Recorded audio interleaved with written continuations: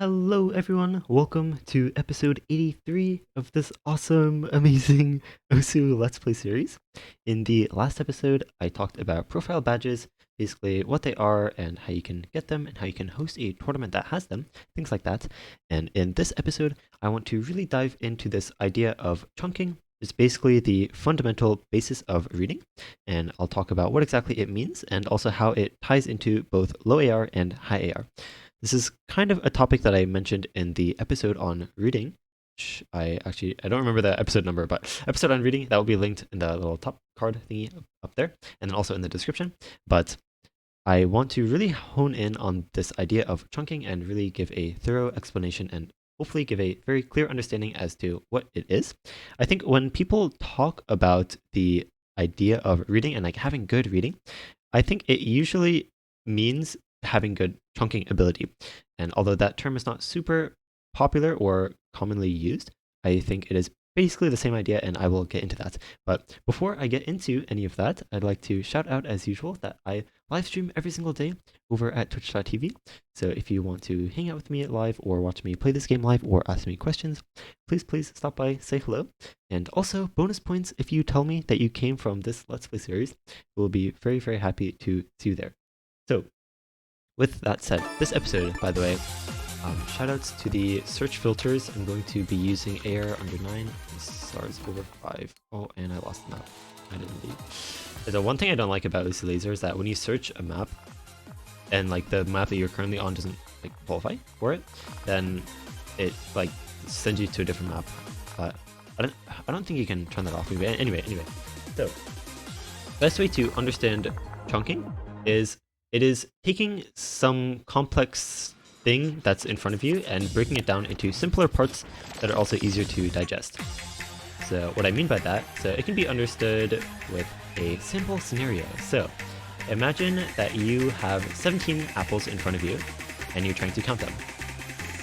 So basically two ways you can do this. So one is you can count them individually, and I think the main problem with that is it's kind of a lot to remember, especially to remember which ones you have or haven't counted yet.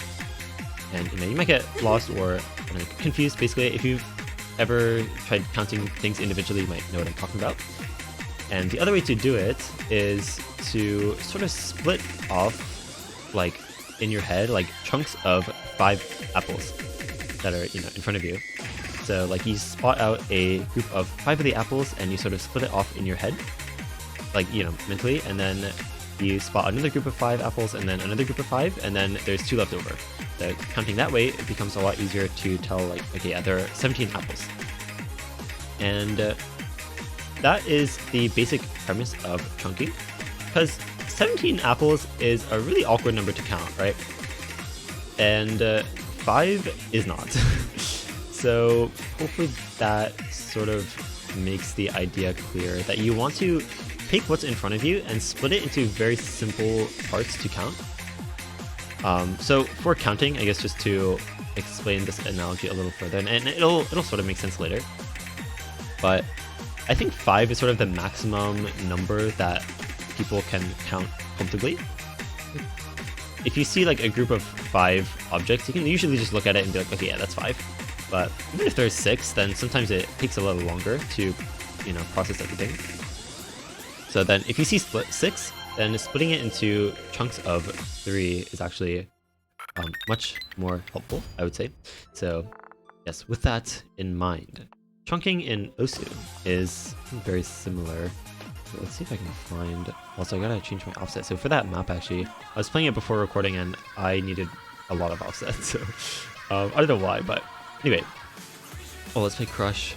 Banger. Alright, so chunking in Osu is basically the same idea, and I guess I can first talk about why I said that, like, when people talk about good reading ability in this game, they're basically talking about chunking. And if we understand, okay, so why chunking is necessary is largely on lower approach rates. When there's so many objects on the screen at a time, it becomes very overwhelming to process everything sort of individually. And it's very easy to get lost. Basically, like counting all those apples individually. And it becomes a lot easier to process the patterns that are in front of you when you break them down into simpler parts that you can sort of process as one unit. So, like, even in this map, if you notice like 4 single taps in a row that are like very linear, that you don't have to see them as 4 individual nodes, and you can sort of break it off like separately from the objects around it, and just focus on it as one pattern, if that makes sense. Like, okay, these single taps, for example. So, okay, a bit awkward to talk about it now that the pattern has passed, but hopefully that sort of makes the idea clear. So especially on lower approach rates. And the most common example, by the way, that people use is when you're reading a square. If you read it as all 4 of the notes, it becomes kind of overwhelming, and you might end up like sort of whiffing one of the corners. But if you read it as like 1, 2, and then 1, 2, it's basically chunking it into 2, linear patterns, like 1, 2, and then 1, 2. If you focus on them separately, so like I was drawing a square as an example, and I actually just misnamed it. Okay, there we go. Okay, square. Okay. So whenever you hear people talk about simple methods to improve at reading, you might hear people say, oh, just play easy mod, because easy mod will help you get better at reading. And what's actually happening there is easy mod, since it makes the approach rate so much lower, it sort of forces you to need to chunk the patterns, because otherwise you're going to get so overwhelmed and you're not really going to be able to read the notes properly. So that hopefully... Oh shoot, almost didn't tap. Interesting. So yes, that is chunking's role in lower approach rates. And before I move on to high AR, since I don't want to forget this thought. So I mentioned that like 5 notes is a pretty simple to count like number for general processing ability. The feed. This map is so good. Oh my god. Let's go. So 5 is a simple number to count, 6 is not. Anything above 6, you might want to split into a simpler pattern, right? And similarly in OSU, you don't want your chunks to be too large, because then it just becomes very overwhelming to count. Honestly, I think for jumps, the friendliest number of circles to have in any given chunk is 2 or 3, I would say. Even 4 can be okay if you're very comfortable, but yeah. And one thing also is that you can process, okay, so like individual chunks, if you're just starting out with chunking patterns, then you might want them to be very simple. But then as you've sort of practiced chunking multiple times, then like you can start chunking in like larger and larger patterns, like as you start recognizing patterns or being more comfortable with them. But yes, okay, so with that, so we've already sort of talked about how chunking is very helpful for processing dense patterns, because it makes it easier to digest more complex patterns that are in front of you. So that is low AR, but with high AR, I think how it's helpful, and it's very minimal, because obviously there aren't too many patterns, or there's not many objects on the screen at any given time. But the idea with chunking, so if you go back to those 17 apples, or just counting objects in general, as you get more comfortable spotting chunks of 5 objects when counting, it actually helps you count faster than counting individually, right? So likewise, if you're able to spot chunks of objects, like simple chunks, very easily, then you can actually read patterns a lot more quickly as well, and comfortably, compared to just trying to either chunk in individual nodes, i.e. focusing on each individual circle. I've heard that advice quite a lot, by the way, by different players out there. And personally, I would say that if it really helps you to look at each circle individually, then obviously go for it. But in my experience, counting each individual note, or like reading each individual note, is a lot of effort that doesn't really need to be put in, especially if we understand sort of the idea of chunking as a whole. So yes, with that said, so chunking is basically the fundamental basis of reading, right? That applies to both low AR and high AR. which hopefully has been made clear by now. I'll try not to repeat myself too much in this episode. But let's now talk about how exactly to process chunks. So basically, you want to focus most of your attention on landing the first note of each chunk. So if you have like a 1 2 1 2, for example, you want to focus more on like hitting the 1 and then also hitting the 3, which is the start of the second chunk. What? Okay, nobody saw that. Nobody saw that. Okay, nobody saw that miss. So yeah, most of your attention I think should be on the first note of the chunk, and then the next most important note is the last note of the chunk. So I've discussed, and I think it was in the previous episode on reading, I discussed basically this 3-step process of playing each individual chunk, where first step is you make sure you land the first note of the chunk, and the second step is play the rest of the chunk to completion, including the last note, right? Make sure you land the last note of the chunk. I think that's also very important. And then the third step is to land the transition from the end of the first chunk to the start of the next chunk. Hopefully, if I lost you there, basically, you want to make sure you hit the first note of each chunk, and then you also want to make sure you hit the last note of each chunk. That's basically what it means. So, how's Japan? Okay, I think this map's got like doubles, triples, things like that. Actually, wait, is there an AR7? Okay, yeah, AR7. Oh, wait. Okay. Oh, okay. I can do this map. Okay. Banger. So, focus. So, okay. One thing about chunking is that you can practice it, honestly, without even playing the game. Like, even just watching this gameplay, if you just try to like split off the patterns sort of mentally, it actually becomes, I don't know, you can sort of practice, and hopefully it actually becomes a lot easier to sort of focus on very dense patterns without getting too lost, because you're not really focusing on, oh shoot, you're not focusing on each individual pattern, but you're not, okay, another really important thing about reading, I think people get lost often because they sort of try to read patterns as like just one continuous motion, and that can usually lead to like blurring notes together, or this idea that I basically call chunking, or not chunking, summarizing. Basically like summarizing patterns where like an object is like in a general vicinity, and you, okay, how do I say, okay, you know what, let me try to explain this. So, okay, editor. Okay, this pattern, for example.